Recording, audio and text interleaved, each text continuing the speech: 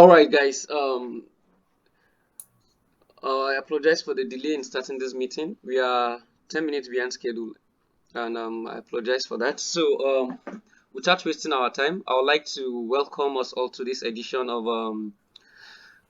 the Knowledge Transfer Program. And today we are going to look at how we can use a MATLAB.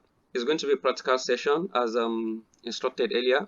So, we're going to look at the fundamentals of MATLAB and how we can use MATLAB for regression and correlation analysis, which I think it's one of the important analyses that each one of us are been faced with one way or the other while doing our research, and probably in the future we'll still be faced with.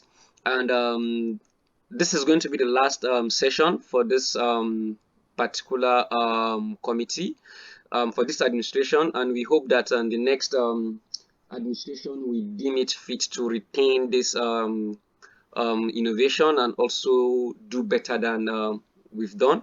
So without further ado, I would like to thank Engineer Solomon Ajani for the invite. Despite that it came late, he still accepted the invite to take on the MATLAB session. We really appreciate the sacrifice and the volunteer for you to tutor us on one or two things or collaborate with us in terms of fundamentals of MATLAB. And with your permission, sir, I would like to tell you welcome, and you can start. Okay, thank you very much, sir. All A right, good you're most evening welcome, to sir. every one of us. And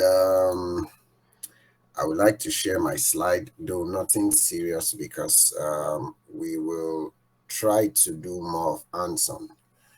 So basically, this is not an attempt to teach MATLAB, essentially.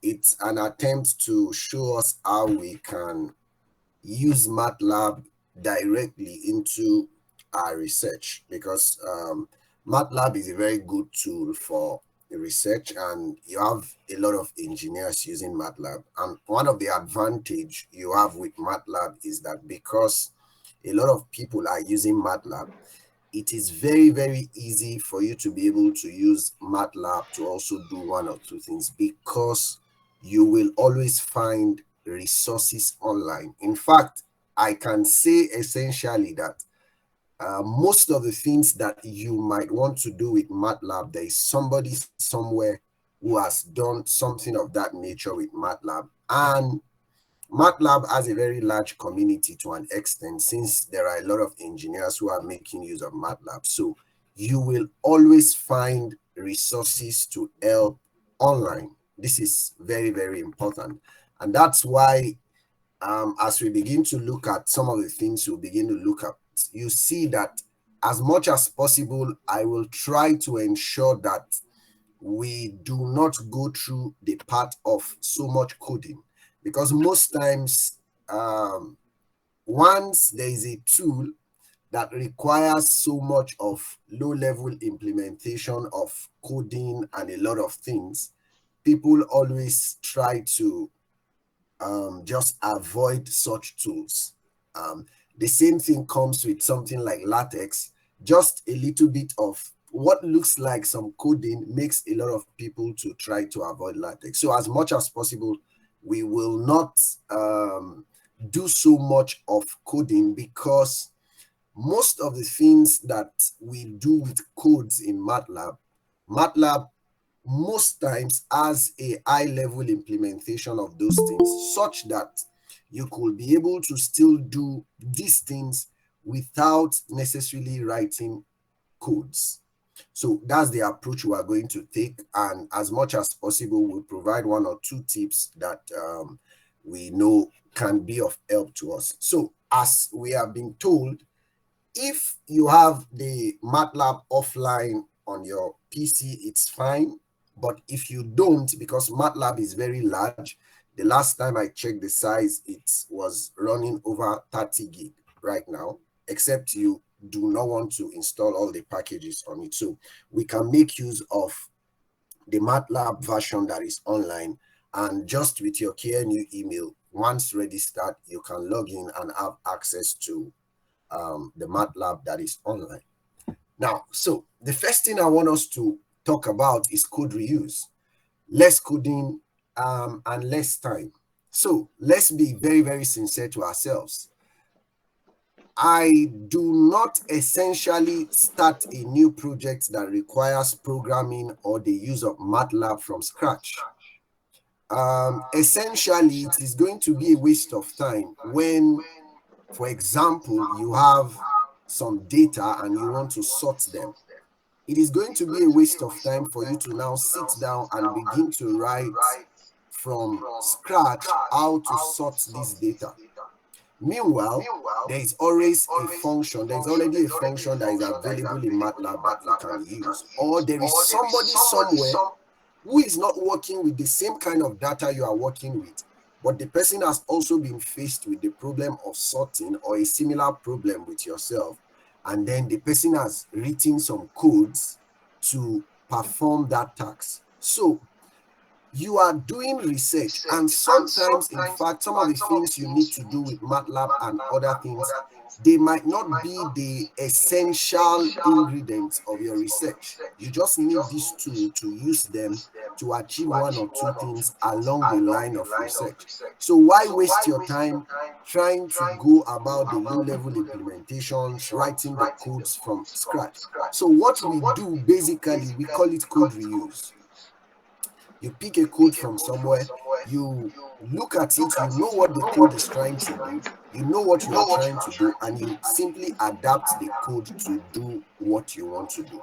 So most times for MATLAB, if you need some of these resources, if you just go online, MATLAB has a very large online community. You will always see that there is somebody. In fact, it might be the same way you are asking the question online that somebody has also asked online. So this is going to help us, and it is going to save us a lot of time.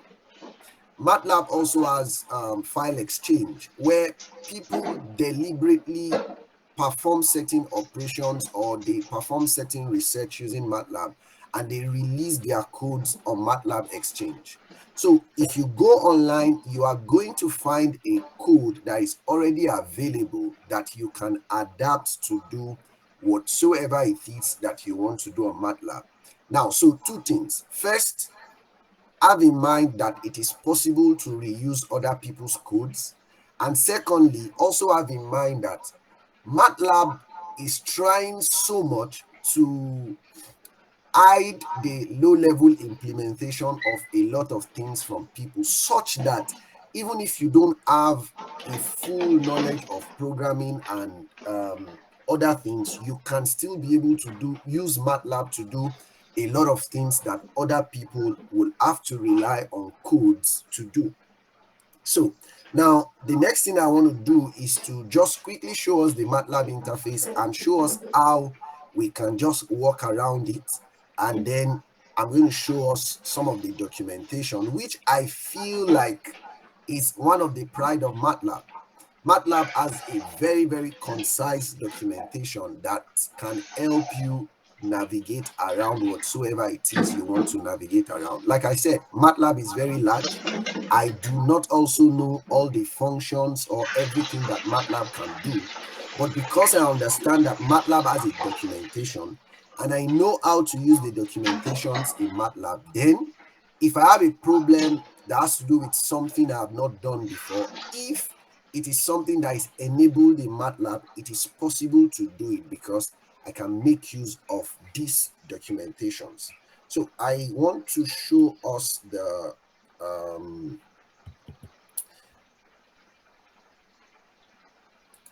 interface so that we can begin to see.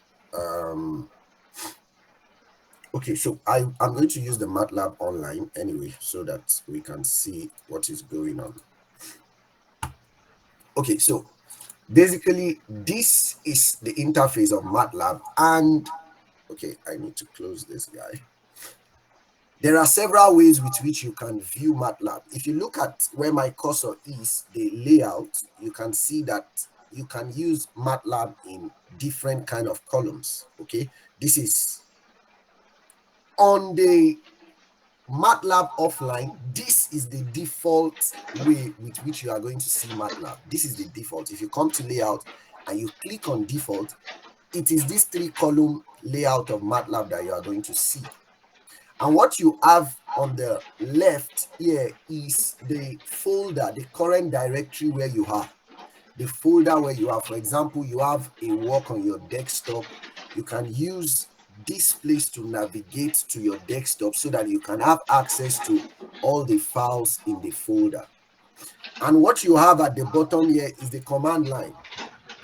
So most times when you are running your codes, if there is error or certain results that you need to see, you are going to see them being displayed on the command line. Or there is something you quickly want to try, you are not sure if you want to add it to your code already, you can quickly run that on the command line. Now, then this is the environment where you rewrite your code. You can start a new script, a live script, or you can do whatsoever you want to do, just like the same way we have several other softwares. And what you have on this side is your workspace. All your variables that you are working with in MATLAB, you can see them here. You can see their size, the type or the data type which they are, and everything. You can see them there. You can see their names there. It's very important because it helps you to know the dimensions of your data set and what you are working with. So similar with every other softwares that we know, of course. Let me show us the offline version so that we can have a feel of what I'm talking about. A window. Okay, great.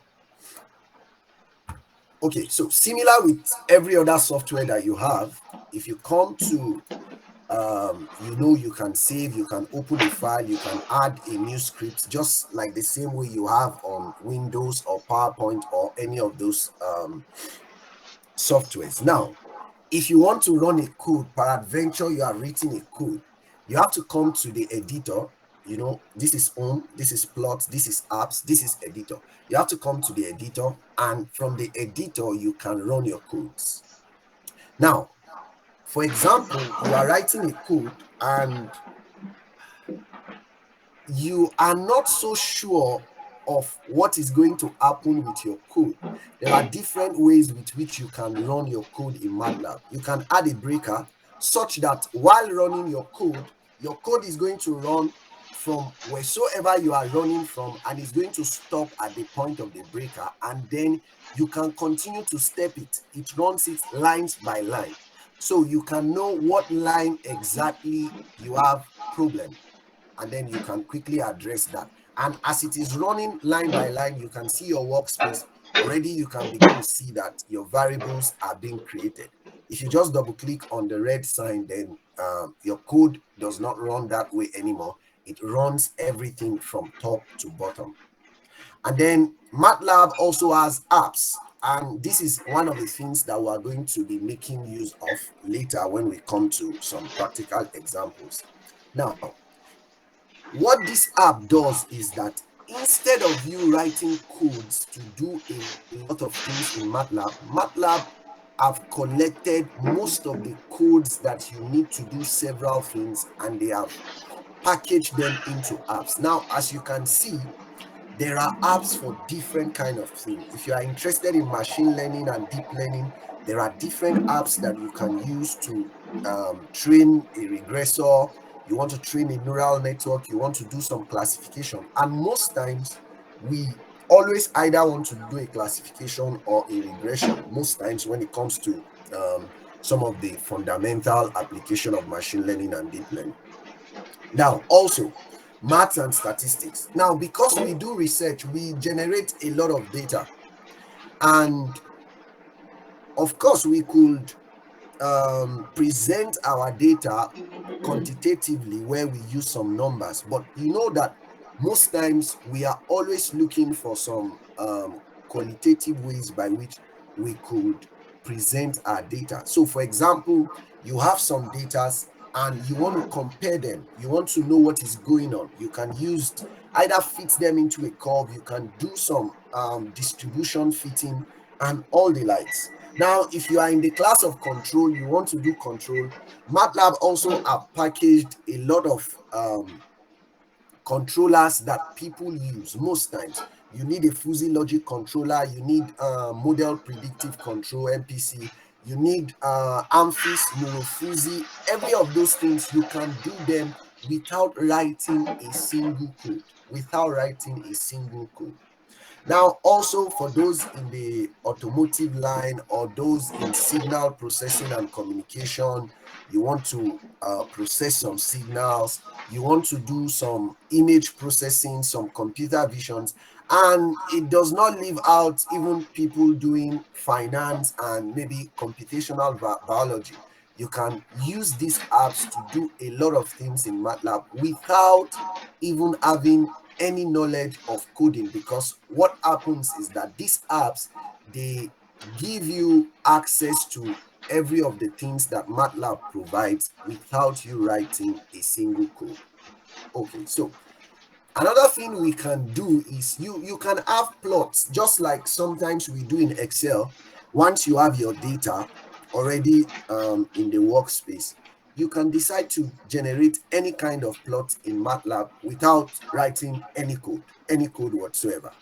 You can generate pie charts, histograms, whatsoever, scattered plots and graph plots, anything you want to do, as much as MATLAB is able to do it. They've been provided here, and then all you need to do is load your data, and then you can apply it. But you see, sometimes when you want to use some of these apps or some of these plots, it is very good for you to at least check some of the documentations of this app. Now, as you can see, just hovering around some of the icons, you can see that MATLAB is already trying to give you some informations about how to make use of this plots, how to go about your data preparation. We are going to see some examples how that there is a way. Once you load your data in, there are certain assumptions that MATLAB makes concerning your data. For example, if you are using maybe the regression app or the classification app, MATLAB totally assumes that the last column that you have is your test column. That is where your class or the target value you are trying to run a regression on, that is where it is. For the published sections, well, not it might not so much be applicable to us. For example, you've written some codes and you want to publish those codes, you can use the public section. And the view here is just to change your views around how you want to see MATLAB, how you can decide to split it such that you can have two scripts that can be displayed at the same time. You can do the top to bottom approach, and every of those things can be performed with the view. So basically, this is the workflow of MATLAB. And if you have your data set, maybe sometimes you have your data from Notepad, Excel, or CSV, whatsoever, without writing any code, you can still import those data. You can use the import data icon that you see here. I'm going to show us one example later, and your data can be loaded into the MATLAB workspace, and then you can do a lot of things that you want to do with MATLAB. So basically, I think that gives us an overview of how to navigate around MATLAB. Just like every other app, you don't need so much specialty on how to navigate. Now, the next thing I wanted us to look at is the documentation of MATLAB. Now, as you can still see, MATLAB has a very good documentation, and some of these documentations, in fact, you don't need to go online to have access to these documentations. You can search for them within MATLAB itself. This is one of the packages that MATLAB comes with. Now, if you look at the top right here, you can see it says search documentation. It's like a search bar. So let's assume, for example, you have some numbers you want to sort. For example, you have some numbers, some data, you've just loaded them in, and you want to have them sorted, but you do not even know what to do. You don't know how to go about it. You can take advantage of either going to search online, or you can use the MATLAB documentation. You can just type sort and enter. Now, can we still have my screen? Hello? Yes, yes. The one that is showing the results from the sort. Not yet. No. Oh, not yet. Okay, sorry. That means I need to represent that. Sorry.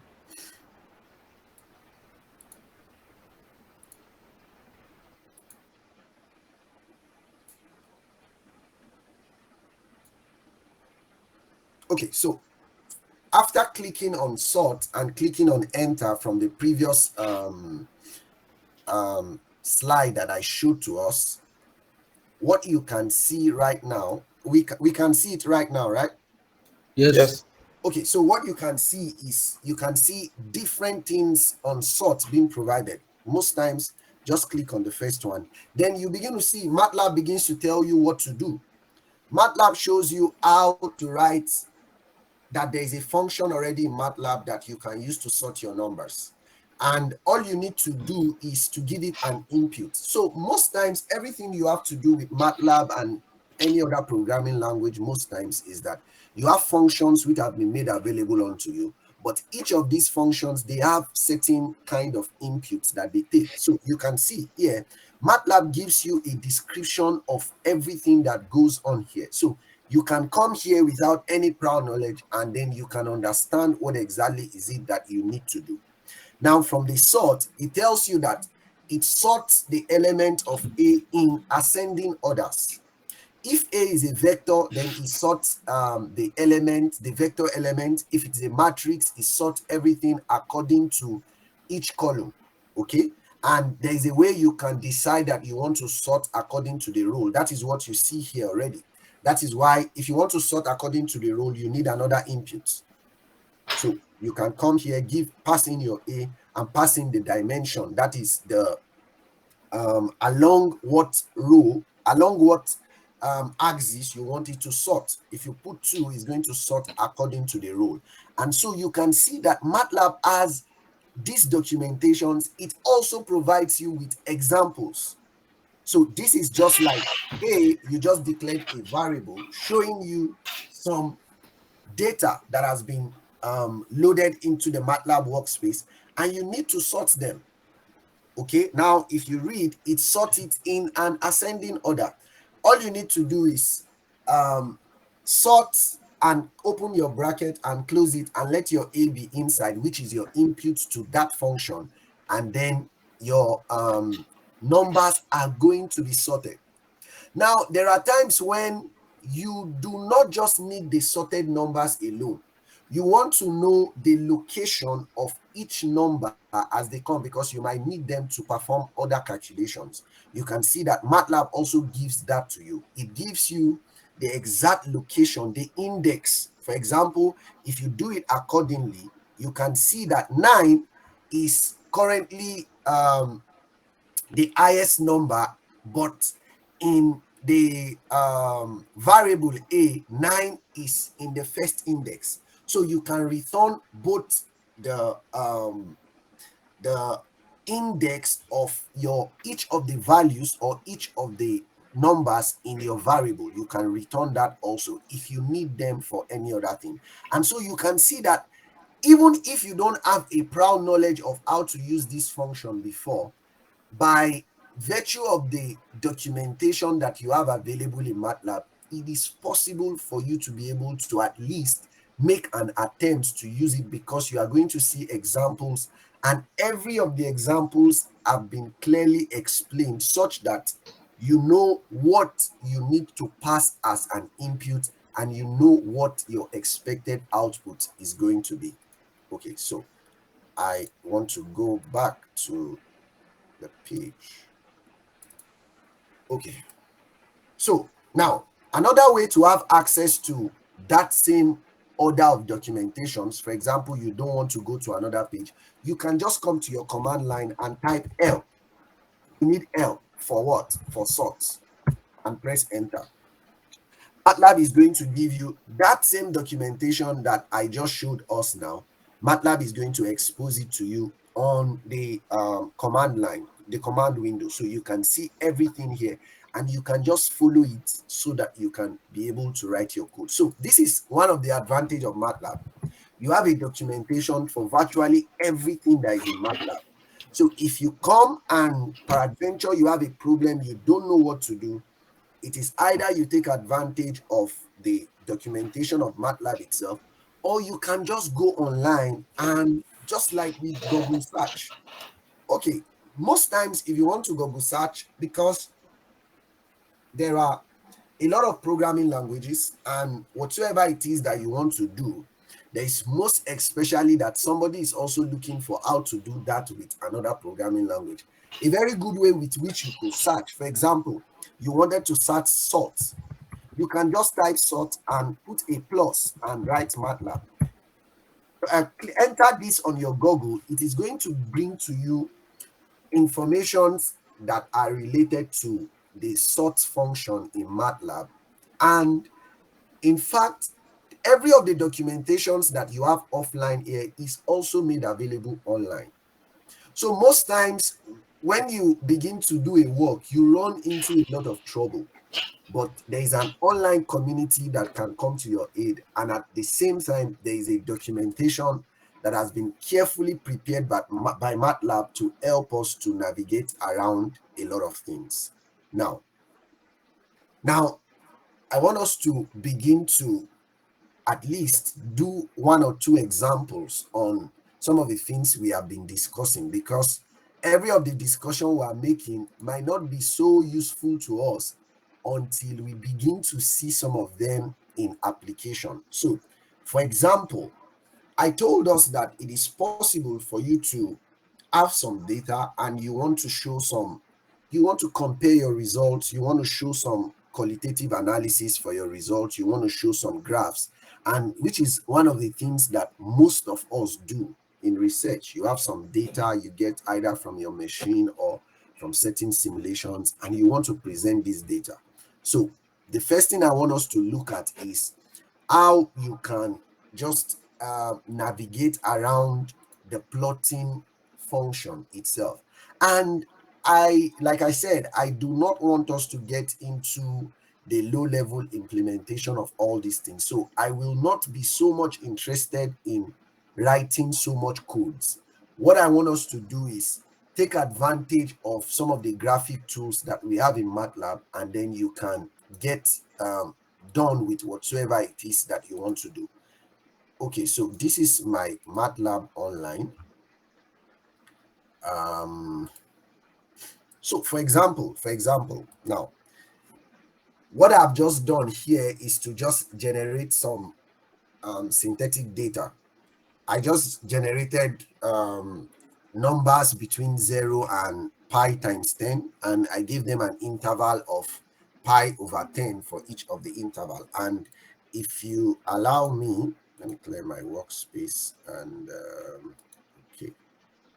okay, so if we run this, I'm going to show us what is inside. Sorry. So what you can see is I've just generated a very large amount of number from this line of code that I've written. This is just a synthetic data. I just want to use it to illustrate to us the plotting. So forget about the data. I'm still going to show us how to load in data either from Excel or whatsoever it is we have, and we can do whatsoever it is that we want to do. And I've also decided to compute sine x. You need to compute the sine of each of those numbers. So this is going to do it, and is going to store it in the variable y1. And I've also computed cos x, but this time I'm multiplying each of the numbers in x by 2.4. This is just to make it a little bit different, because you know the cos and the sine, they look complementary. One is just lagging behind the other. So now we want to plot those values. We just want to see what is going on.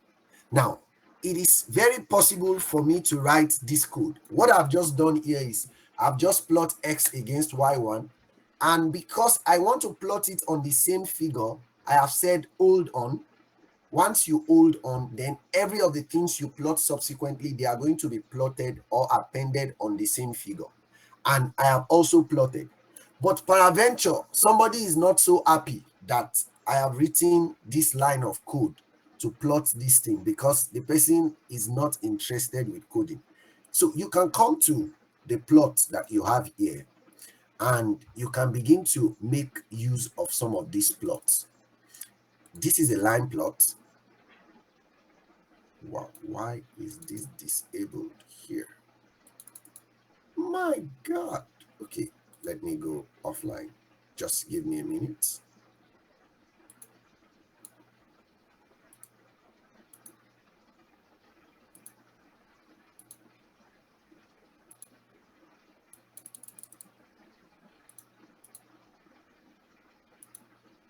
Okay, anyway, let me show us what I essentially want to show us here first. So I'm still going to plot from here and show us what I intended. So now, so this is the figure that we have already from that just few line of codes. So now, you cannot necessarily present your figure like this. Everything is just looking like a very skeletal thing. You want to make it look a little bit good. You want to make it look illustrative. Now, every of those things that you want to do to this figure so that it can look the way you want, they can be done with codes. But like I said, I do not want us to really write codes. So what do we do? All you need to do is, as you can see, this is not the exact way that the plotting is on the offline MATLAB, but I will try to also show us the offline version so that we can go on. Now, so if there's anybody following me online, the person can also try to implement what I'm doing here. Just write this chunk of code in the script session and try to run it. It is going to give you exactly the same thing that I have here. So we have time. You can just look at it one by one, or you can decide that your X is 1, 2, 3, 4, 5, 6, 7, 8, 9, 10. Whatsoever it is you want to do, you can use it. This is just a data to show us how we can modify any figure that we have in MATLAB to look exactly the way we want it to look. So now we come to this figure, you click on edit.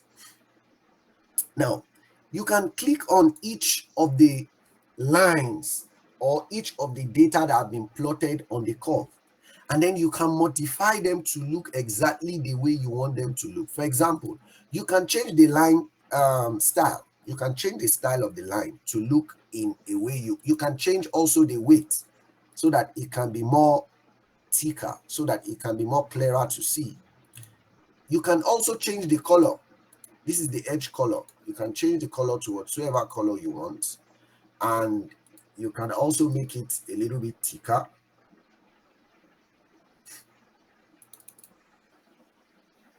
And when you double click, you have access to a lot of things. You want to add some markers, you can add some markers, you can see from here. On the blue one, you can also add some markers, and you can also choose the size of the marker. For example, as we can see, this marker looks very big. We can reduce it back to 3. And this also, we can reduce the marker size back to 3. Well, the figure is looking like something better now to an extent, not totally. But there are still a lot of things you can do. Most times you want to have a legend, you want to add a legend, you can bring in a legend, you can just double click and name your legend. You don't really have to write any code. Although every of the things that I'm doing here, you can do them by code.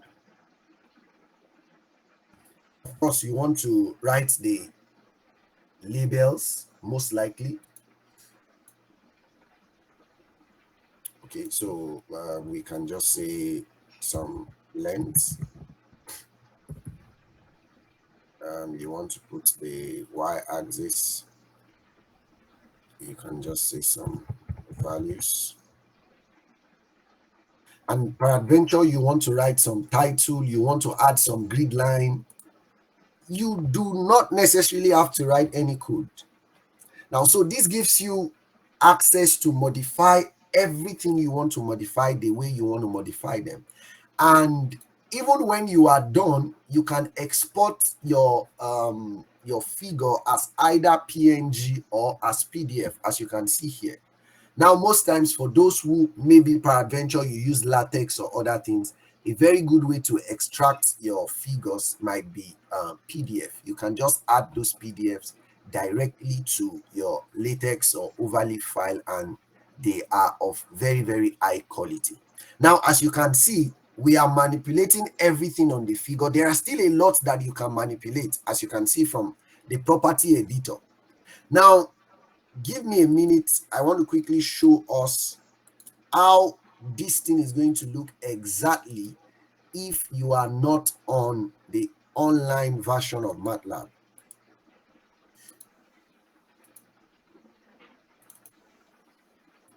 Okay, good. So this is the offline. I have some junk stuff already I did. And okay, now if you look at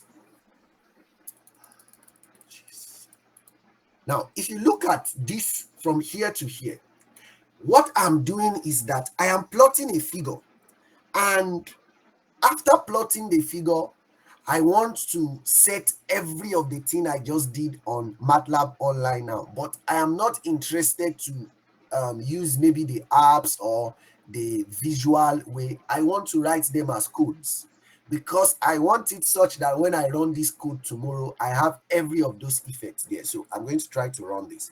Now, as you can see, every of the things that you see here, I scripted them together as codes. But peradventure, you did not want to do that. All you did was plot your figure, and it was looking so bare and empty. Then you can come to View, and click on Property Editor. Now, your figure is going to be looking like this, and every of the same thing that I just did from the MATLAB online, you can do here. You can write your x-axis label. Let's call it some values. Y-axis, you can give it some stuffs. You can insert your legend. As you can see, I just removed it and I can add it back. You can add your grid, maybe horizontal grid alone or everything. You can change, if you don't want a box around it, you can remove it. You can change the color of the background from whatever you want to change it from. You want it to be in another color, you can do that. Every of the things you want to do. And you can also change your axis. For example, you don't want the limit to start from somewhere to somewhere, or you don't want it to stop at 9. You can also add some value to it, so it stops at 10. So you can see. Mr. Speaker, sir, we can't see what you are doing currently. My God, that's oh, I'm sorry. I understand. I'm sorry. I needed to. Okay, so now after I ran that script that I showed us from MATLAB, it gave me this figure. So and from this figure, the figure is going to be looking this way at first. It's going to be looking this way without any addition to it. It's going to just be looking like this. But don't forget, I told us I'd already written codes to modify every of the lines and to show the legend and every other thing. But if you don't want to write the codes, you can just come to View here and click on the Property Editor. Then you have access to everything that is on this plot. You can change anything whatsoever. This is the x-axis. You can write the name. The y-axis, you want to change the font, the kind of font. You want to change the size of the font. Anything you want to do, you can do it from here relative to making your figure look the way you want it to look. If you come here, you can either insert a legend. You want a color bar, which of course is just like a way of comparison also. Most times you see some of these figures and people use them to compare. You can just come and insert them from here. So every of the things that you want to do with your figures, once you have them plotted, you can do them from the property editor. You don't necessarily have to write any code. And once you are done, you can save your figure or export it in either PNG, JPEG, or whatsoever format you want to export it.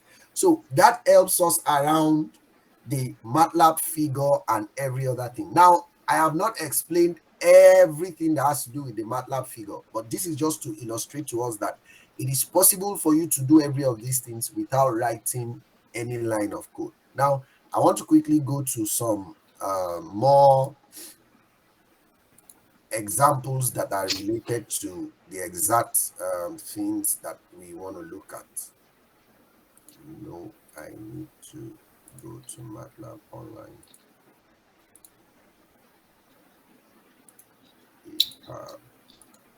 Okay, good. Okay, so that's that about that.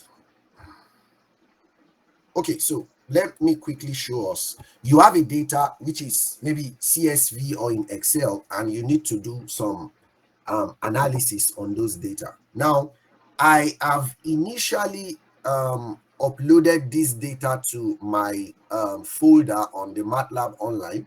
It's not any serious data. It's a data I picked up from UCI, which is a repository for different kind of machine learning data sets. And this data is just a data that tries to predict if somebody has cancer from just some vital signs and other things that doctors can just check at any point in time. So we want to see if from this data, you can decide if somebody has cancer or not. That's what the data is meant for, but I'm just going to be using it for illustration. The same way I'm going to be importing this data is the same way it can be imported on the MATLAB offline. Once you come to the directory where your data is, just double click on the data. Once you double click on the data, MATLAB opens another window that shows you everything in the data. As you can see, the age, the BMI, the glucose level, the insulin level, down to the MPC1 value, which of course I don't know what it is. And finally, you have the class. One represents that the person has cancer, and two represents that the person does not have cancer. Okay, so now your data was in CSV. You've double clicked on it, and MATLAB has shown you this import page that shows you your data. And now all you need to do is you can just select on this mark, this green mark, and MATLAB is going to import. Sorry, let me clear my workspace so we can see it well. Once you click on import, MATLAB imports your data to the workspace, and that's what you can see here. This is data R2, your CSV.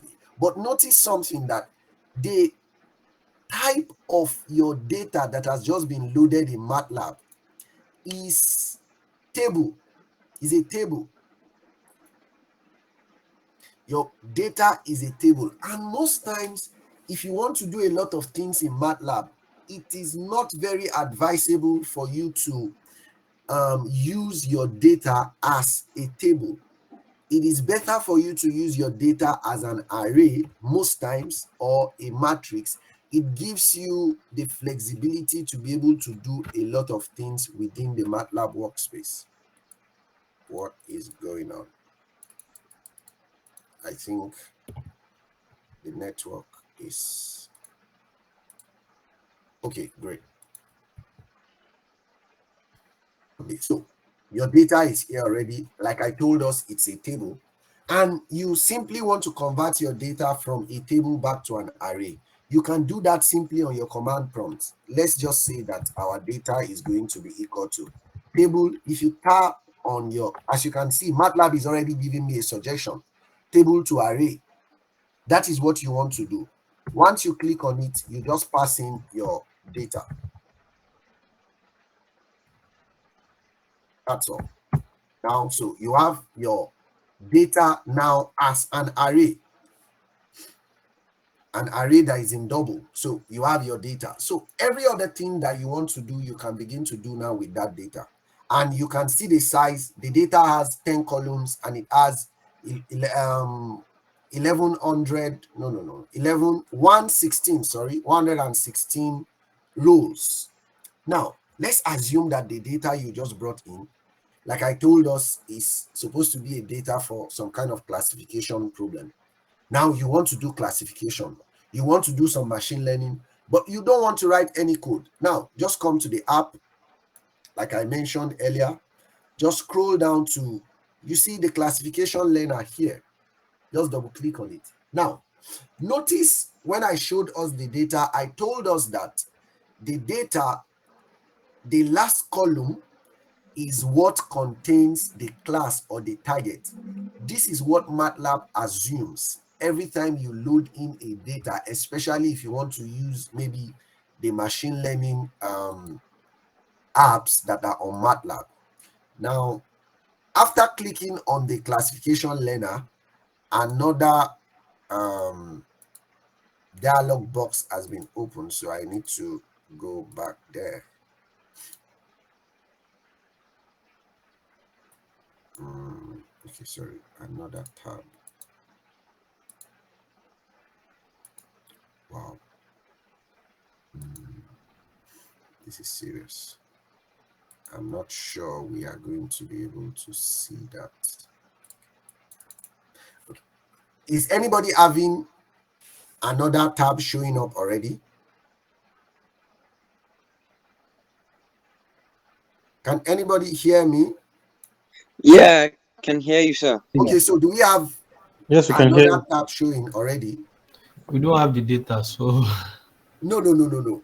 I'm not necessarily asking if, like, can you see what the same screen as I'm seeing? I have a screen that is just showing some gray background right now. yes, we You can can see see it. that. Okay, good. If you have this, all you need to do is start a new section. And what it's asking you is, where do you want to pick your data from? You want to pick your data from a file, or you want to pick your data from the workspace. We already loaded a data into the workspace, so you can double click on workspace. And then all you need to do is select the data set variable, which is data, which we just created. And as you can see, immediately the data is loaded in, and you can see it is not highlighting the last column because the app already assumes that the last column is going to be the target column. And well, I don't want to go into the details of machine learning, but there is what we call cross-validation, holdout, and all the likes. These are things you can check out, and MATLAB is already giving you a description. If you have a very large amount of data, or you don't have a very large amount of data, MATLAB is giving you an advice of which of these to check. I'm just going to check the cross-validation, and I'm going to start the session.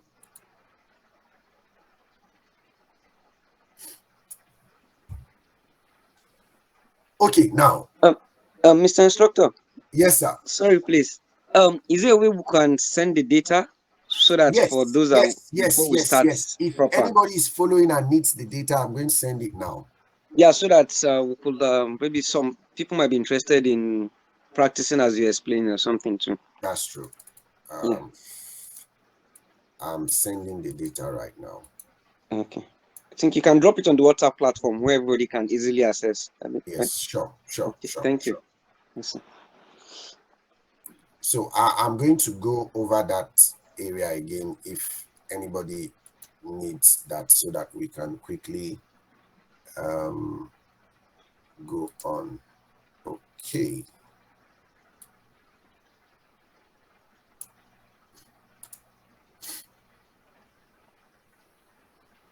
Okay, so the CSV is now on the page, actually.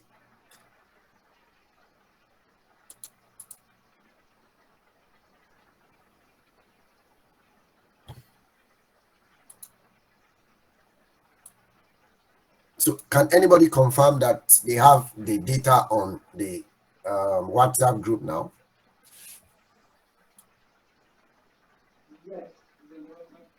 It's on the WhatsApp group now. Yes. So let me try to go over that aspect again. Peradventure, there is somebody that wants to also follow suit to understand the process.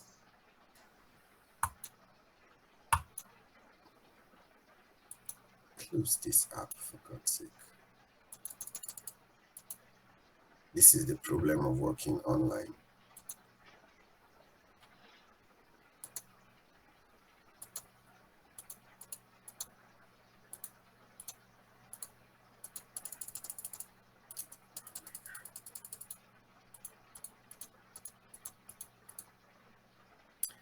Okay, anyway, I will go on, but I will go ahead and show it on the offline version, and every step is going to be the same, exactly the same as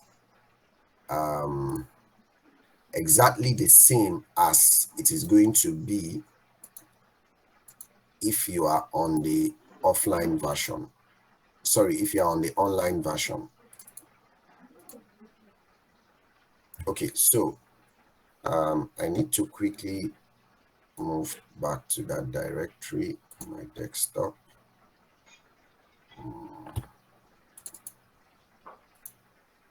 Okay, so this is the data, as we can see. Oh, but this I have to be going from one. Okay, so this is the data, as we can see. You can just double click, just like I showed us the other time, and you click on import selection. Once you import, it is advisable for you to convert your data back to an array.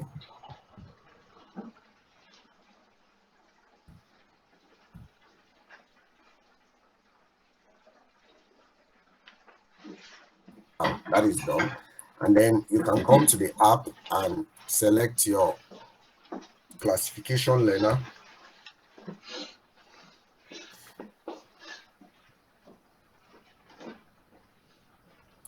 So once again, I need to stop sharing and share that window again. Good.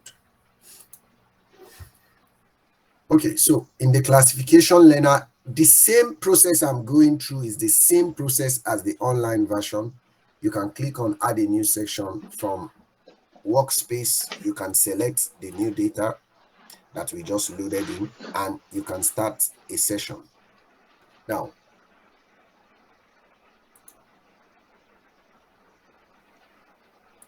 once you start this session, what you are seeing is that if you look at the top tab that you have here, and you click on this drop down as I'm showing, you have several machine learning algorithms that have been made available onto you.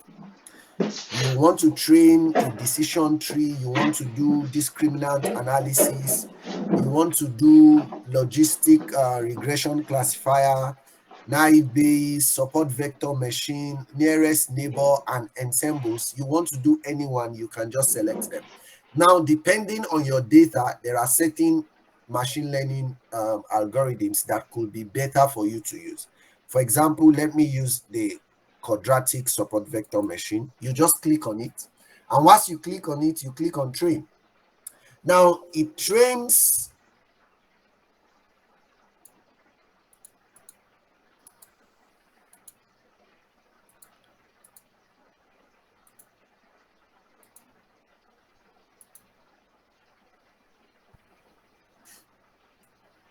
sorry, it's still trying to open my parallel pool because there's a GPU on my computer, so it is attempting to use the GPU. If not, it should be faster than this. It's going to take some time to open the parallel pool on the computer. Inspector, sir. Yes. While we are waiting for this thing to work, please. Okay. I went to the toilet, so I couldn't get how you load the data, right? Yeah, sorry. So while we are waiting for this, I'm sorry. Oh, no problem. I'm going to pretty much come back to that now. You have the online version, right? I'm using the offline. Offline. Okay, great. So if it's the offline, let me also try to ensure that I'm using the offline. So I will have to stop sharing so that I can go back to that page.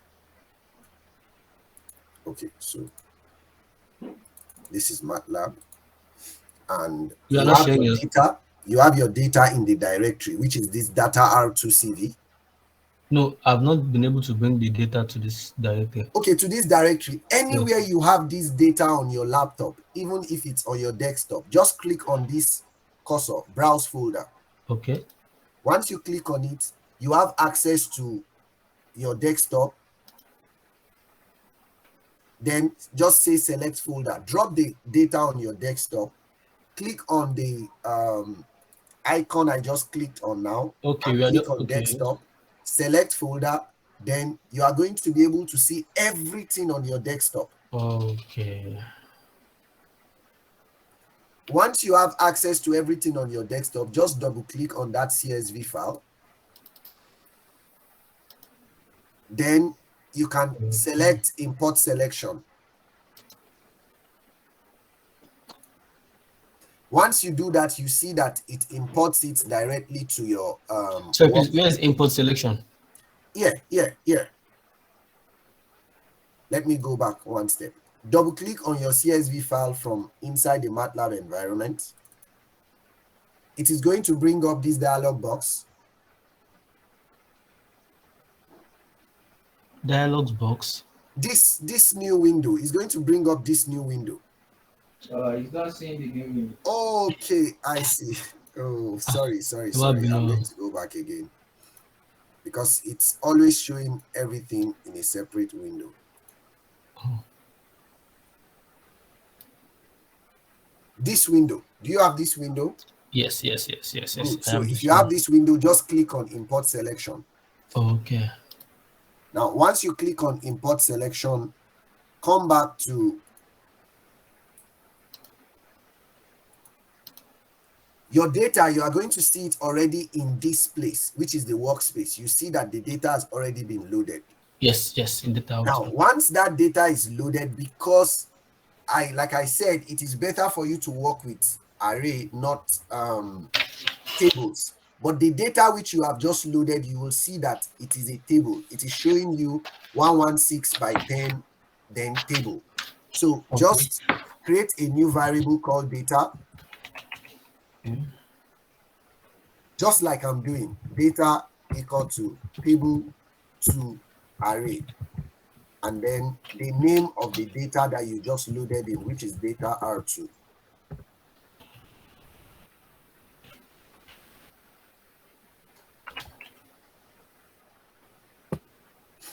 Are we on the same page now? Yes, sir. Okay, so if you do that, click on enter. Once you click on enter, you see that another variable has been created, which is data, and it is 116 by 10. Then in front of it, you see double. Yes. Good. Once that is done, just like I'm doing, click on the apps. Okay. And then click on the drop down. You see the machine learning and deep learning section. Yes. Click on the classification learner. Okay, so I need to go back to that page once again.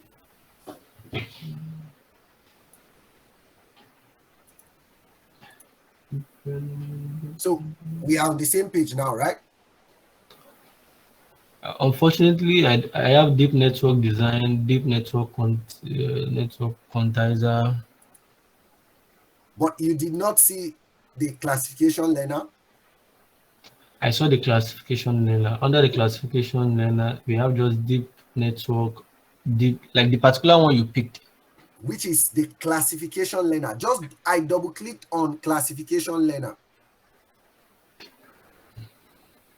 If you click on the apps and you come down, there is like a subsection that is titled machine learning and deep learning. Yes, under that machine learning and deep learning. Yes, you will see classification learner. Double click on that classification learner.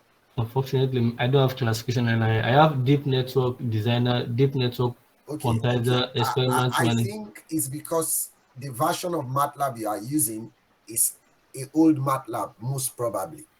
Okay, just continue with the section, please. Okay. So if you are on the same page that I am now, which shows the classification learner, now we have loaded our data in already, and I showed us from workspace, you can select, let me start the session all over again. From workspace, you can select the data which you want to use and click on start session. Once you do that, from the drop down that you can see here, you have different classification learners. You have different machine learning algorithms already packaged for you, and you can select any one that you want. So like I said, I'm going to try to select quadratic support vector machine. And after that, you will see that what you see here is the classification learner that you have just selected. All you need to do is select train. Now, it trains a support vector machine, a quadratic support vector machine on that data. And immediately it shows you your results. As you can see here, I have just 69.8% accuracy. Now, most times you want to show your results, okay? And one of the ways we show the result of classification learning, not just the accuracy, is the confusion matrix. So you want to show the confusion matrix.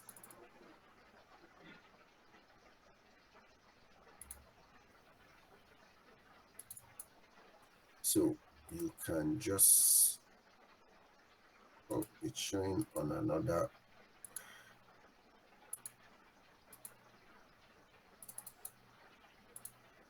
Okay, so you can see that you already have your confusion matrix here, which shows you that out of all the data that you have, the classifier was able to classify just 32 of them correctly as 1.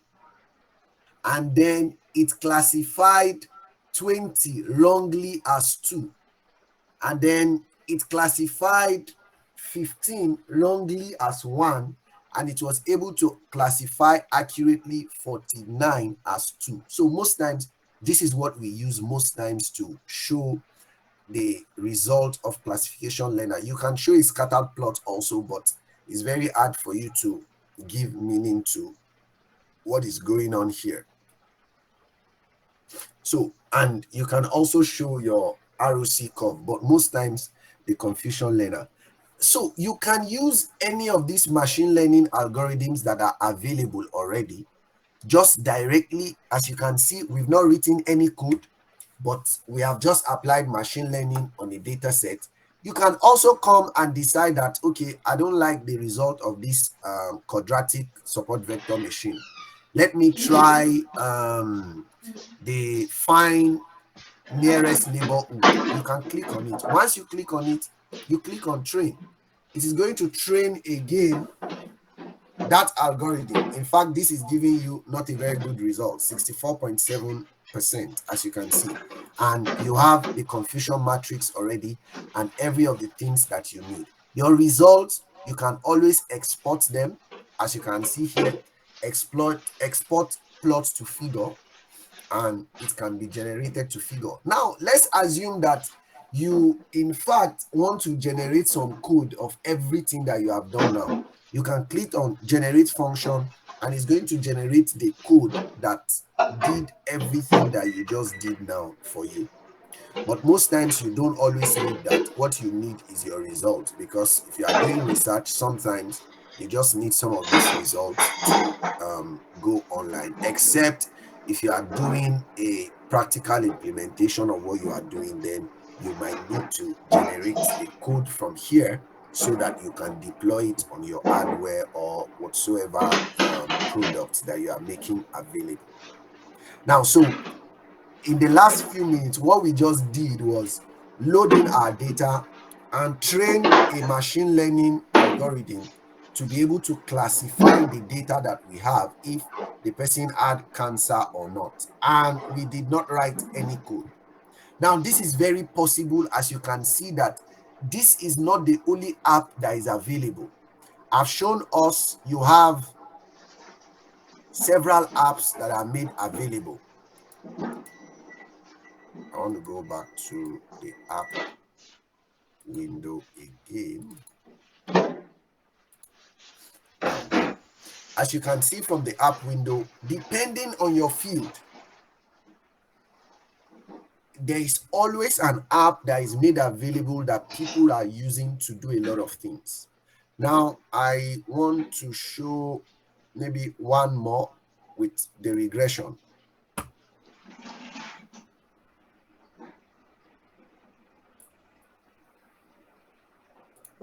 Okay, so basically what regression does is, instead of predicting a class, what you want to predict is most likely you want to predict a certain value. I'm just going to be using the same random data that we have, not necessarily something serious, because we are just trying to illustrate to us. Now, as you can see, this data is showing us already all the classes or the target value that we want. Now, don't forget I told us that the last column always represents the target, 1 or 2. Now, you can also come here and train any kind of regressor. There are different regressors, as you can see. You have the linear regression models, regression tree, support vector machine, Gaussian progress regression model. Once you click on any one, the same way, just click on train. And it trains the regressor to be able to estimate the value. Now, as you can see, the data that I used actually is a data that is meant for classification. So I do not expect that the results are going to be accurate. I'm just showing us so that we can see how every of these things go on. How that you can train a regressor, you have some data and you want to, for example, I know that people in School of Agric who work with greenhouse, you want to most likely be able to predict the temperature or the humidity within the greenhouse based on some data that you are able to collect.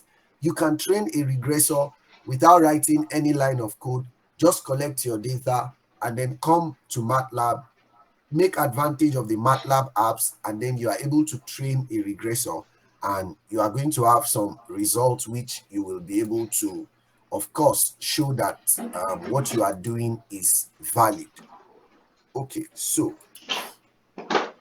now the last thing I want to show relative to the MATLAB app is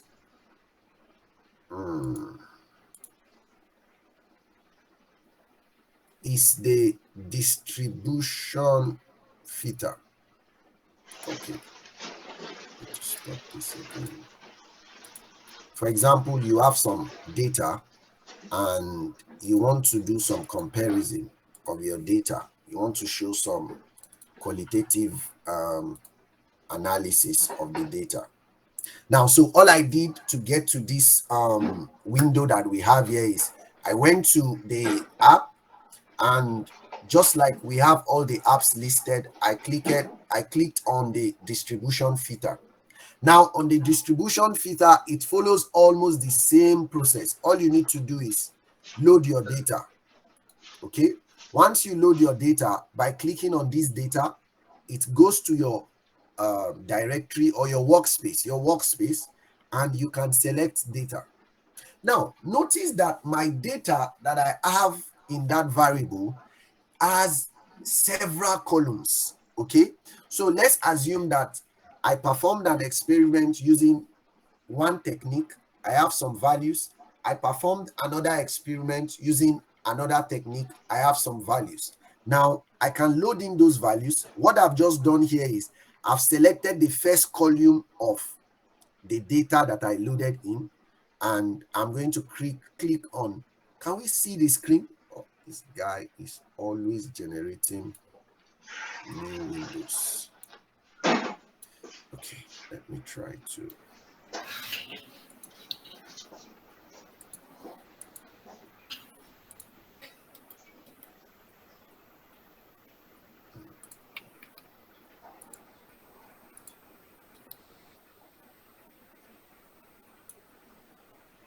Okay, so you have the data loaded in, and you can create your data set. You can load as many of the instances of the data sets that you have, and it's going to create different instances of those data sets. I've just selected the second column of the data set now, and now every of the things I'm doing, you can do with any data set that you have available with you. All the data set I'm using, they are just, some of them are synthetic data set that I created or I just picked up from anywhere online just to show us what can be done with MATLAB. So if you have loaded in these two data sets, you can just click on close, and then it will go back to the previous window from which I was coming. MATLAB is really something else with these windows. Okay, so this is what you have. Now, as you can see, it has just displayed the two data that I loaded in as a form of a bar chart, but that is not what we are looking at. What we want to see is, especially if you are comparing results from one technique to another, one of the things we want to see is, are the results really distant from each other? And that's when we begin to calculate p-value, we do Wilcoxon test and all those things. But sometimes those are just quantitative, they are numbers. You want to show some qualitative values, and the way you can do that is to fit some distribution to your data. So you click on new fit. Once you click on new fit, oh, MATLAB is going to generate another new window.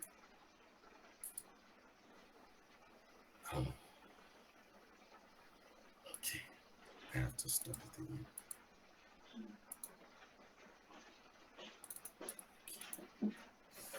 Now, on the new fit, all you need to do is select the data which you have already loaded and you have named while you were loading the data. What kind of distribution do you want to fit? You can fit a normal distribution, you can fit a binomial distribution, logic, log normal, Nakagami, any kind of distribution you want to fit, you can fit. But most times, I advise that you fit a normal distribution. Once you do that, you click on apply.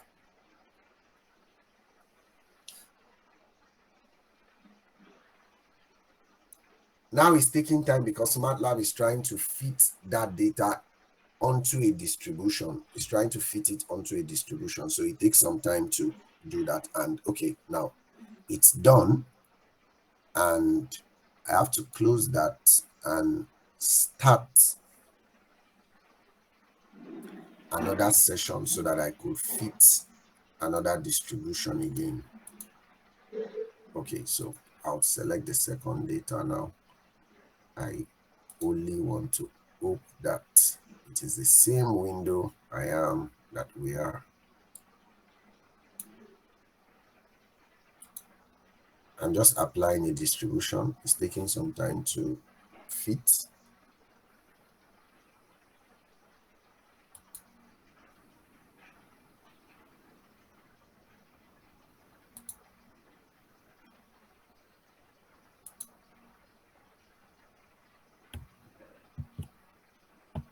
Wow, I see that some persons are not finding the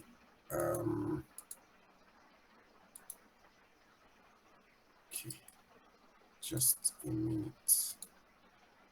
I can see that some persons did not really find the classification learner that I showed the other time.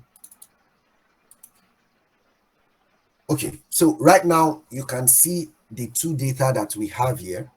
MATLAB has already fitted them into a distribution, and you can see clearly that this data, they are very, very distinct from each other. Now, if you are really using real data from an experiment, the tendency is that those data most times, they look almost the same because maybe you are performing the same experiment, but you are using a different technique.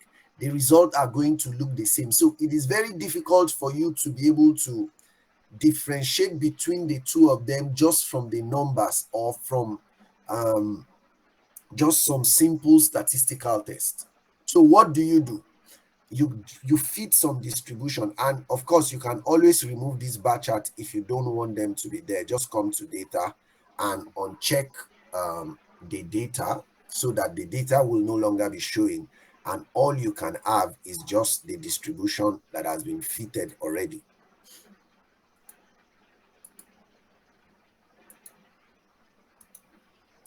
MATLAB is always generating a different. Just uncheck the once I clicked on the data, it brought another window. Just uncheck. You are going to see check on the two data sets that we are using now. Just uncheck them, and then the bar chart that you have alongside the graph is going to go if you don't want it.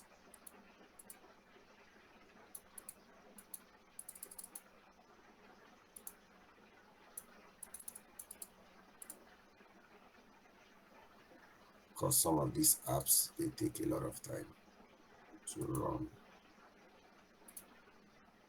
This is why.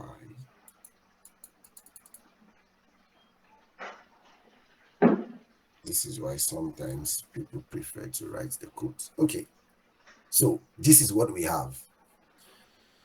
And the same process which we used with the figures and everything you can do, because you can just come here and print the figure or export it as a MATLAB figure, and you can go all over and do every of the editing that you want to do to every of the figure. And then you have this which you can use as qualitative result for your data that you have.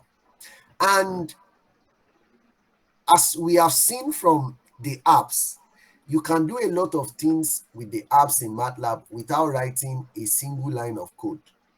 Without writing a single line of code, you can do a lot of things. You can train your classifier. You can do a lot of things. These are just what I'm showing us just to illustrate that you can do every of these things. Because if you check the app, you have a lot of several other things that could be done. For those in biology, you have Sim Biology, Model Builder. For electrical people, you have, in fact, you have Simulink, which I'm not sure we'll be able to touch at all, which you can use to design electric circuits to any length and simulate them and see if you have any error whatsoever. You want to build a controller, you want to do some signal processing and all those. You have just gone to the farm, collected some data, you want to do some analysis. It is very possible you can do them without writing a single line of code in MATLAB, because MATLAB is trying so much to ensure that they attract a very large community of people, not just people who can necessarily write the codes. Now, with the examples that we have seen, as I plan to round up because we are almost running out of time.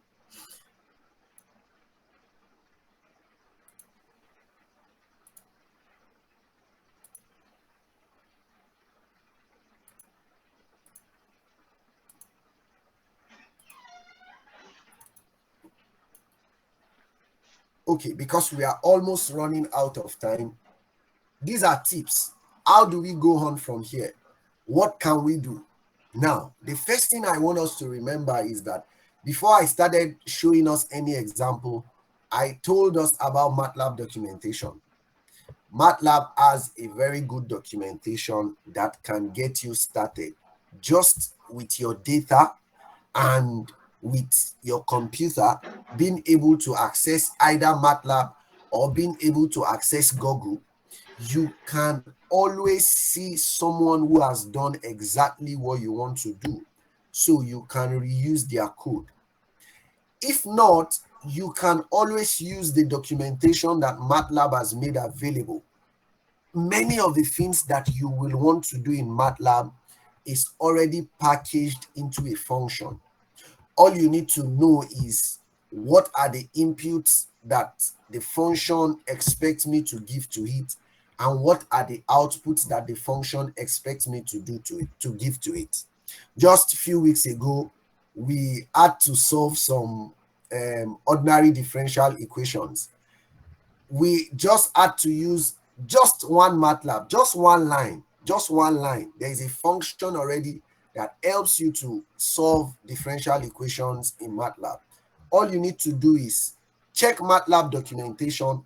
What inputs do I need to give to MATLAB, and what output should I be expecting from MATLAB? If you do everything that way, you are going to get the results that you want. Now, MATLAB apps. MATLAB apps gives you access to a lot of functions and capabilities of MATLAB without you writing a single line of code.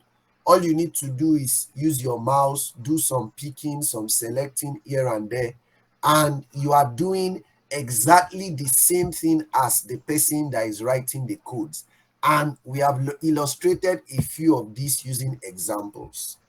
Now, I know that this is not something that is so sufficient to get someone to begin. But I can say to us essentially that even up till now, some of us who claim that we use MATLAB, we still apply every of the principles that I just taught now, because there are certain things I want to do with MATLAB that I have never done before. So I have to go and search. How is this done? Is there a MATLAB function that can do it? If there is a MATLAB function that can do it, what are the inputs? What are the outputs? And then from there, I can begin to go on. I'm still having trouble. I go to File Exchange, or I go to Google. I type in, this is what I want to do with MATLAB. You will always find somebody who has at one time or the other wanted to do exactly the same thing that you wanted to do with MATLAB, and you will be able to get that help from the person. And also, as much as possible, thank God, I think Engineer Obashekore is also online. Even up till now, sometimes we are doing certain things. You will have to call someone and say, can MATLAB do this thing? Is there a function that can do this in MATLAB? So you can also make use of persons who have been using MATLAB prior to these times to be able to get what you need to do to be able to get them done. So on this note, I'm going to round up with the session. Thank you very much for following.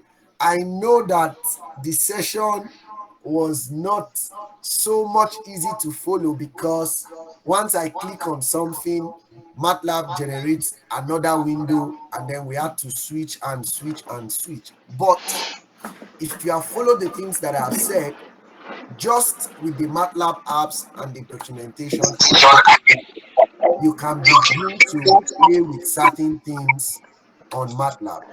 Thank you very much. Mr. Secretary, back to you. Wow. This is really impressive. Thank you very much, Engineer Solomon. So at this junction, for some of us are obsessed with visualization of data. Now we are confused. Engineer Oba came, burst our bubbles with Python, data visualization with Python, seaborn, riverborn, lakeborn. Now you here with MATLAB, and everything seems like I'll use MATLAB. When he did Python, I was like, I'll use Python. So it's actually good that we have different approaches, and then we have different tools that our instructors have taught us. So that means if we have something to visualize or analyze in Python, we can jump into MATLAB, and subsequently we hope to invite someone to teach us R2. So we'll have a hold of all of this, and then we could pick which is more important. So that being said, I don't know if you have any questions or probably addendum to the. I have a question, yes. All right, sir. Thank you for the wonderful presentation, Engineer Dr. Solomon. Thank you very much. Now, my question is, number one, I've always been in MATLAB and Simulink.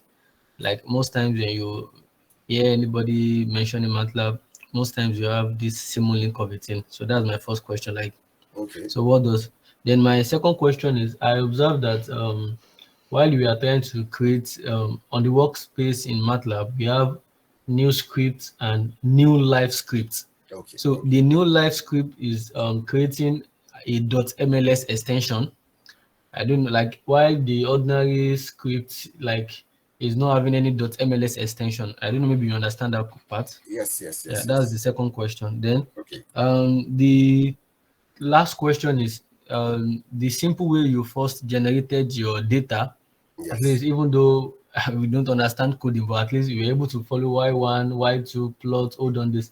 But the Yeah. first part, which is very, very important, is that x, which is x is equal to 0 column, pi over 10 column, then 10 times pi column, like column, like I understand the last part of the semicolon, like you don't Okay. want it to display, Okay. but that is Okay. also that's that first line. Just explain. Thank Okay. you very Okay. much. No problem. Great. So, do we have any other question, or I can just go over this one? No, You can go I have I a think you ahead. can question. go over this one. Yeah. Okay. Great. Then Great. after Great. this, Great. we'll go Great. for the next question. Great. Great. Great. Okay. So, the first question that has to do with the new script and every of those. So, the new scripts, what happens is that if you are writing, if you start using the new script and you are writing your code, like what I'm using now, I'm just using the new script. The new script is going to give you your code as an M file, okay? And the new live script is going to give you your code as a MLX file. Now, the difference is not so much. The difference is that if you are running your code on the live script, your results, they are going to be showing just beside, for example, let me try to show us something. For example, if I say x equal to 5 and I decide to run it,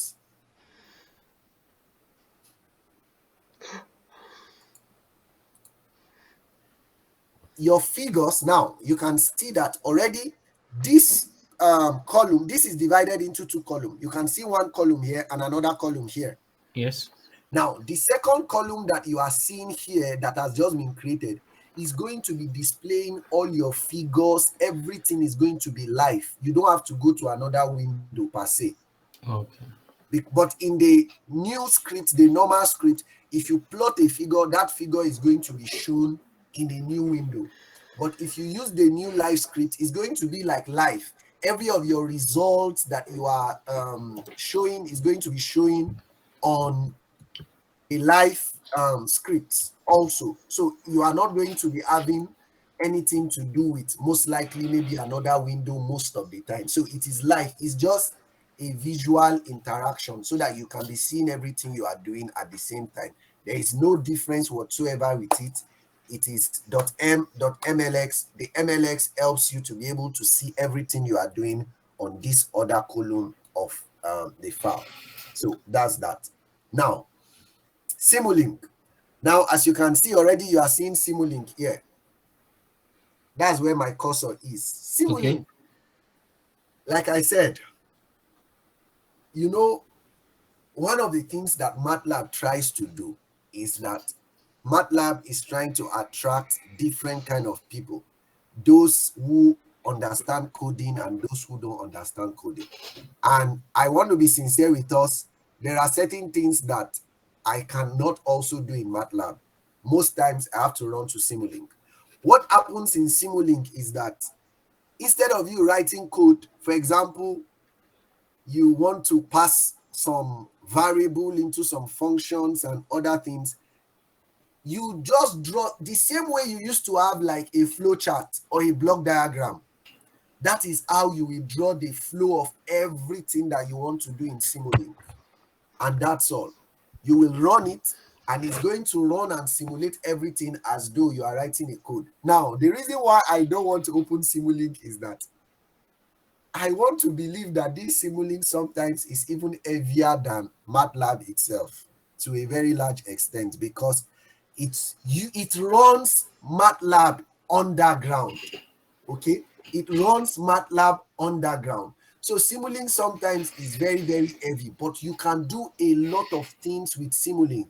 Like people in mechanical engineering, you want to do some visual things, you want to design controllers, you want to design some things for aerospace, you are an electrical engineer, you want to do vision, dynamics, state flow, scene-scape, every of those things. It is going to be visual.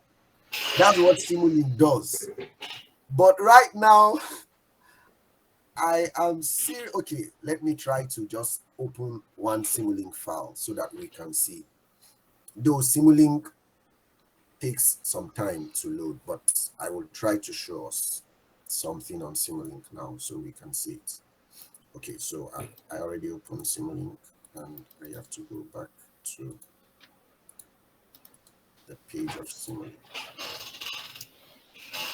Okay, so this is Simulink, and this is one of the work I did in Simulink. Now, what I'm doing here is that I am building a controller for a robot. But as you can see, you might not necessarily see anything that has to do with any code, but everything I did here can be done with a code. So what you do in Simulink is you just join everything together. Like, for example, this PDS is an input. It is some kind of values. It is coming.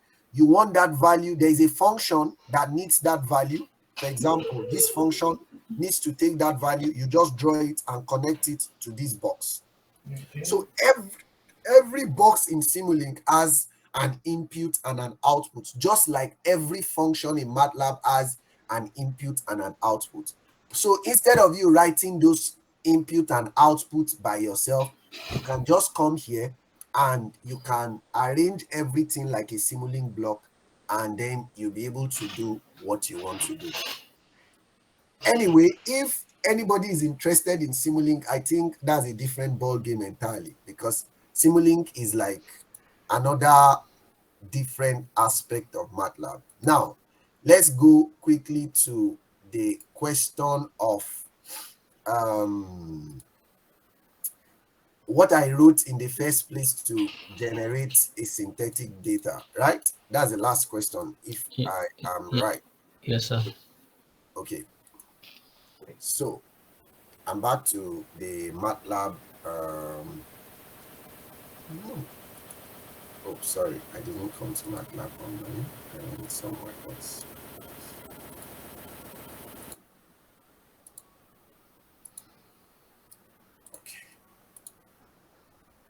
Okay, so this is MATLAB online, and what I'm doing here, this X, is that I want to generate numbers between 0 and, okay, so I will try to write it now in a more way. Let's say A equal to 0 to, let me say I want to generate number from 0 to 10, okay? If I do it this way and I click enter, you can see it has generated for me values from 0 to 10. But let's assume that I do not want them to be in a step of 1. I want them to be in a step of 0.1. Okay, so you can see it has generated values from 0 to 10, but in the interval of 0.1, 0.2, 0.3, 0.4. So that's what I did here. Nothing much. I only generated data from 0 to 10 times pi. Pi is 3 points, whatsoever it is. 3.1416. Okay. But I also want to generate it on the interval of pi divided by 10. So that is what I've done. And if you look at the value of X, you will see that it is from 0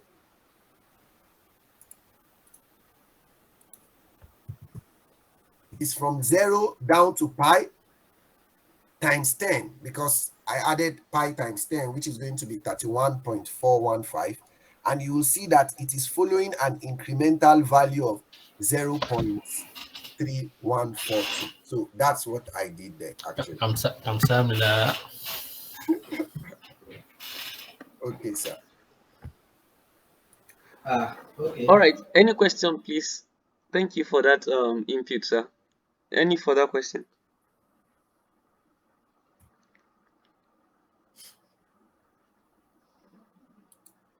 Okay, I have one. So though Okay. it may not be related to MATLAB or anything, but I want to ask Sorry. a question. When we see some publications and they have some kind of graphical abstract or something, Okay. Okay.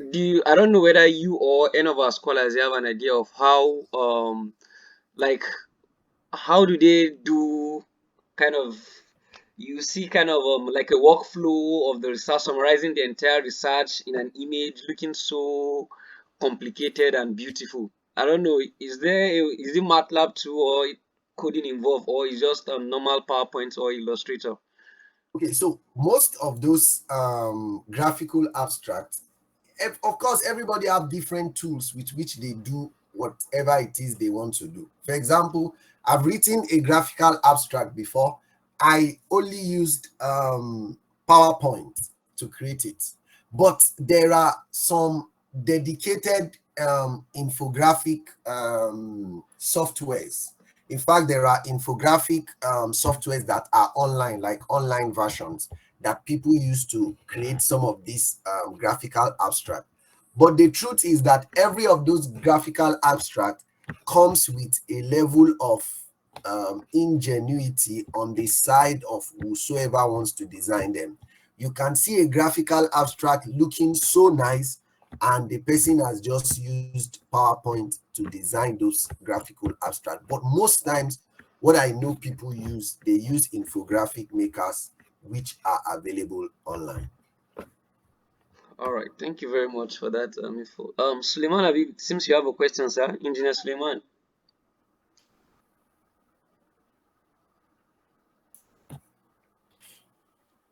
Okay, I think he's not online, please. Any other question? Yes, For Engineer Ogunowo Kozim has okay, a Engineer question, Ogunwa but Kozim. unfortunately, I think his mic is having some issues. Probably he's going to use mine to ask his question now. Okay, no problem, no problems. Okay, no problem. You can go ahead, sir. 1 minute, please. I'm coming up. Okay, sir. Please Please don't take your time. Hurry up.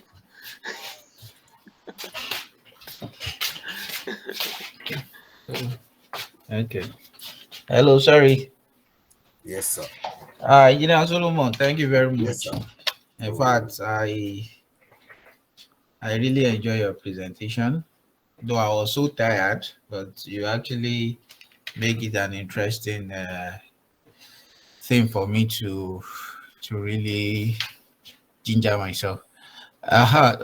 My question is this: when you did distribution, no, was it? Filter. Okay. Okay. Distribution Peter.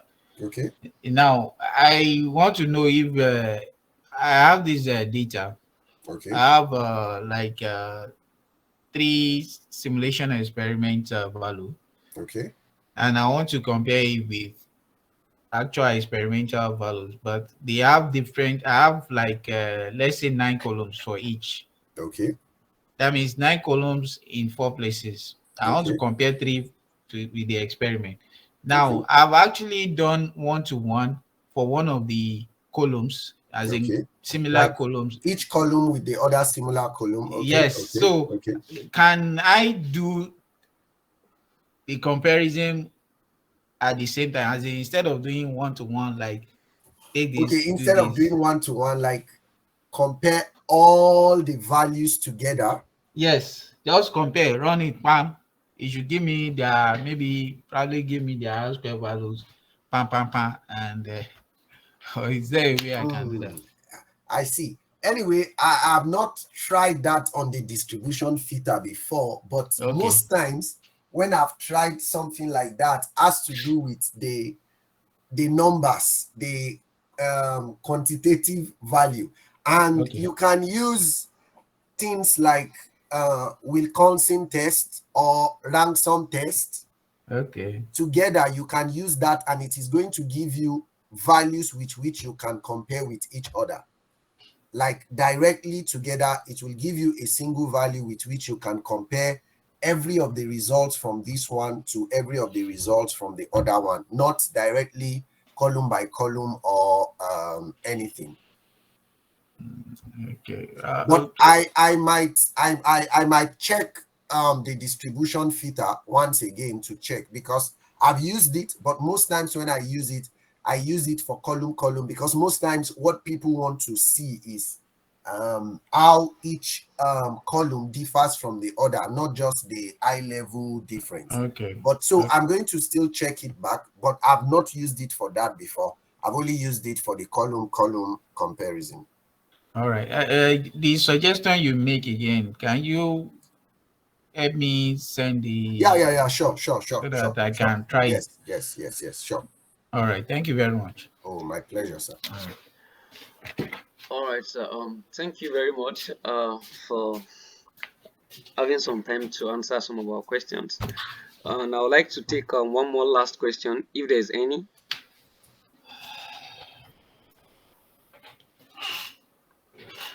Okay. So, in the absence of any question, Engineer Solomon, we really appreciate your time, and at the same time, the knowledge you've actually shared with us. And to all our participants that have been following from beginning to the end, we hope you've learned one thing or the other. And one way or the other, we still hope that you will learn, you'll be able to utilize any of this knowledge. And when you have challenges, I'm sure you can also reach out to these instructors directly, which they'll be willing to help. And subsequently, we hope that we'll have real data from our experiments to actually do this analysis for us to see how much impact this practical section can actually do for us. That being said, on behalf of myself, Engineer Suleiman Habib and Engineer Abdul Yakin Adebisi, which the three of us constituting the committee, we say thank you very much to all of you, and see you around. Have a lovely nice rest. Sir. Thank you, sir. Okay. Thank you. And you can give us feedbacks and recommendation if you have any. I think the feedback and the recommendation will go to the next.